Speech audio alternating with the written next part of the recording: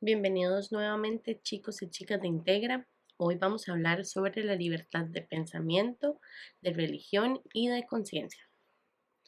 Vamos a empezar por definir qué es la religión. Una religión es el conjunto de creencias sobre o hacia una divinidad. Además contiene normas morales para la conducta individual, social y también para la práctica de rituales, principalmente la oración. Para ejemplificar, algunos de estos rituales pueden ser impartir o recibir información religiosa, concurrir a lugares de culto, practicar ritos ceremoniales, desarrollar u observar fiestas religiosas y conservar templos o iglesias destinados al culto. Pero, ¿qué es la libertad de conciencia y religión? Este es un derecho humano que protege la libertad de conocimiento de las personas y con esto permite pensar y actuar en base a sus creencias. La Convención Americana sobre los Derechos Humanos indica que la libertad de conciencia y de religión protege el derecho de toda persona a conservar su religión o sus creencias, pero también de cambiar de religión o creencias. Y además protege la libertad de profesar y divulgar su religión o creencias de forma tanto individual como colectiva y de forma pública o privada. Este derecho puede ser limitado únicamente por las reglas que dicten las leyes y que sean necesarias para proteger la seguridad, el orden, la salud pública y principalmente el respeto de los derechos o libertades de los demás. Esto lo que quiere decir es que nadie puede ser objeto de restricciones para conservar su religión o sus creencias sin ningún motivo que esté previamente establecido por la ley. La libertad de conciencia y religión es una parte esencial de las sociedades democráticas y es un elemento valioso en la protección de las convicciones de los creyentes y de sus formas de vida. Es por esto que los estados están en la obligación de tomar las medidas necesarias y de proporcionar los medios adecuados para que las personas puedan profesar su fe de manera pública y también pacífica. ¿Cuáles son los elementos que se incluyen en el derecho de la libertad de conciencia y de religión? De acuerdo con la Declaración sobre la Eliminación de todas las formas de intolerancia y discriminación, se incluye practicar el culto o celebrar reuniones relacionadas con la religión y de organizar y mantener lugares para dichos fines. Crear y mantener instituciones de beneficencia adecuadas. Crear, adquirir y utilizar de manera suficiente los artículos y materiales necesarios para los ritos o costumbres de una religión. También crear y difundir publicaciones pertinentes. También incluye el enseñar la religión en lugares aptos para estos fines, solicitar y recibir contribuciones voluntarias, capacitar, nombrar y elegir a los dirigentes en base a las necesidades y normas de su religión, observar días de descanso y celebrar festividades y ceremonias de conformidad con los preceptos de la religión y convicción, y por último, establecer y mantener comunicaciones con los individuos y comunidades acerca de cuestiones de religión en la esfera nacional tanto como internacional. ¿Cuáles son las situaciones en las que se puede ver vulnerado el derecho a la libertad de conciencia y religión? Pues cada persona tiene una forma diferente de vivir y expresar sus creencias religiosas. Esto puede llevar a que en ocasiones algunas prácticas cotidianas generen una violación de este derecho, como por ejemplo someter a una persona a algún tratamiento médico de manera forzada, ya sea, por ejemplo, infusiones de sangre, colocación o uso de métodos anticonceptivos que no sean compatibles con su religión.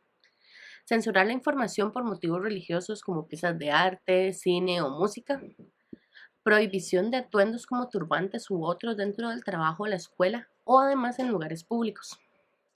Y obligar a las personas a participar en festividades o eventos que no forman parte de sus creencias religiosas. Para la protección de estos derechos existen una serie de instrumentos internacionales, como lo son la Declaración Universal de Derechos Humanos, la Declaración Americana de los Derechos y Deberes del Hombre, el Pacto Internacional de los Derechos Económicos, Sociales y Culturales, la Declaración sobre la Eliminación de todas las formas de intolerancia y discriminación fundadas en la religión o las convicciones. ¿Qué es la libertad de conciencia? Pues la conciencia es una parte central y formadora de la personalidad de todos los seres humanos.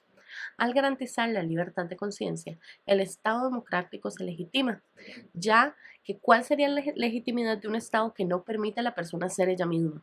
El Estado está imposibilitado a imponerse en este ámbito, ya que debe respetar el proceso intelectual y la búsqueda de la verdad que desarrolle individual y libremente cada persona. Y si hablamos de la libertad religiosa, bueno, pues esta implica la facultad de desarrollar o no la fe en un ser superior, sea tanto de manera individual como colectiva, y siendo esta practicada en público o en privado. Como un derecho, la libertad religiosa posee dos dimensiones, una subjetiva y una objetiva. El derecho a la libertad religiosa en su dimensión objetiva, pues esta indica los límites de la neutralidad del Estado, quien además de respetar las diversas expresiones religiosas, debe eliminar los obstáculos que se opongan a esto. A ninguna persona se le puede imponer que profese una creencia o que no lo haga, ya que éstas surgen de la libertad de cada ser humano. El Estado debe garantizar la protección de la libertad religiosa como un derecho fundamental y además como el derecho que posee cada persona a ejercer de forma pública o no sus creencias o religión. En temas de religión, el Estado tiene diversas opciones. La primera opción sería asumir una religión determinada como oficial para ese Estado, y ese Estado confesional puede ser tanto autoritario como tolerante. Un Estado confesional autoritario es el que asume una religión oficial, pero no permite e en algunas situaciones persigue a otras concepciones religiosas, como por ejemplo algunos estados musulmanes. El Estado confesional que reconoce una religión como oficial puede ser tolerante, ya que este Estado posibilita que se asuman otras manifestaciones religiosas, como ocurre en Dinamarca, Suecia y diversos estados musulmanes también. La segunda opción sería que el Estado sea aconfesional. Esto quiere decir que no asuma oficialmente ninguna religión, donde existe una separación clara entre el Estado y la religión, y cada uno de ellos es autónomo al otro, sin perjuicio de reconocer una colaboración del Estado con una de ellas, que es la mayoritaria dentro de la sociedad. Por ejemplo, el Estado español posee una relación con la Iglesia Católica por ser la creencia religiosa mayoritaria del pueblo español. La tercera opción sería el Estado laico. Estos estados laicos pueden ser tolerantes o autoritarios. El Estado laico tolerante es el que permanece al margen de toda expresión religiosa, pero aún así respetando, asegurando y garantizando a los miembros de esta sociedad la facultad de asumir o no creencias religiosas sin ser discriminados o perseguidos por ellos. Pero también puede existir un Estado laico autoritario. En este no se permite públicamente ninguna manifestación religiosa, las cuales están reguladas estrictamente a su culto privado.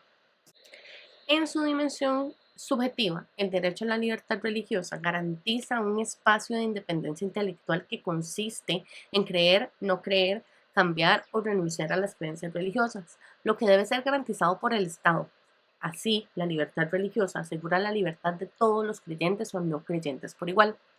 Las creencias religiosas de las personas no pueden ser objeto de control, sanción, prohibición o restricción, pero pueden ser objeto de regulación jurídica únicamente en su manifestación externa.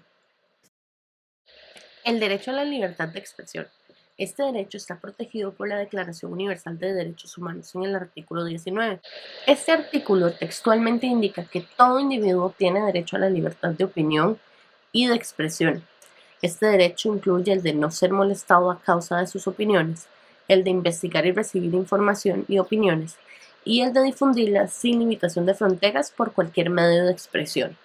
Regionalmente, el artículo 13 de la Convención Americana sobre Derechos Humanos protege este derecho y además amplía su margen de protección al prohibir expresamente las restricciones indirectas de su derecho, al adicionar la censura previa, solo para proteger derechos de terceros y por razones de seguridad nacional y de orden público. Textualmente, este artículo nos indica que toda persona tiene derecho a la libertad de pensamiento y de expresión. Este derecho comprende la libertad de buscar, recibir y difundir informaciones e ideas de toda índole, sin consideración de fronteras, ya sea oralmente, por escrito o en forma impresa o artística, o por cualquier otro procedimiento de su elección. No se puede restringir el derecho de expresión por vías o medios indirectos tales como el abuso de controles oficiales o particulares de papel para periódicos, de frecuencias radioeléctricas o de enseres y aparatos usados en la difusión de información, o por cualesquiera otros medios encaminados para impedir la comunicación y la circulación de ideas y opiniones. Las violaciones contra el derecho de la libertad de expresión, incluidas las restricciones innecesarias o desproporcionadas, no afectan únicamente a las personas agredidas en el ejercicio de su derecho, sino que además pueden generar una afectación a toda la sociedad en medida que se afecte el flujo de ideas, opiniones e informaciones. Eso sería todo por el video de hoy, chicos y chicas. Muchas gracias a todos por su atención, y si les gustó este video, no olviden compartirlo con sus amigos y familiares.